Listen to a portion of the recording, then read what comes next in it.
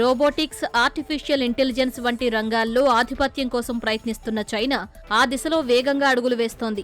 ఈ క్రమంలో రాజధాని బీజింగ్లో ఏకంగా హ్యూమనాయిడ్ రోబోలతో హాఫ్ మారథాన్ నిర్వహించింది. ఈ మారథాన్లో 21 కిలోమీటర్లు పరుగులు పెట్టేందుకు వేలాది మంది రన్నర్లతో పాటు 21 రోబోలు కూడా పోటీ పడ్డాయి.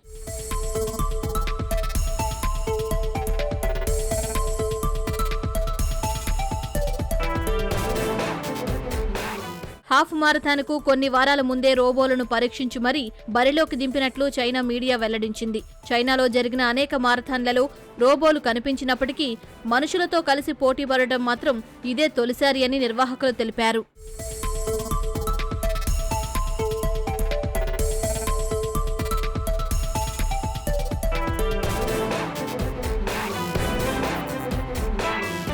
హాఫ్ మారథాన్లో రన్నర్లతో హ్యూమనాయిడ్ రోబోలు పోటీ పడిన దృశ్యాలు ప్రస్తుతం సామాజిక మాధ్యమాల్లో వైరల్గా మారాయి.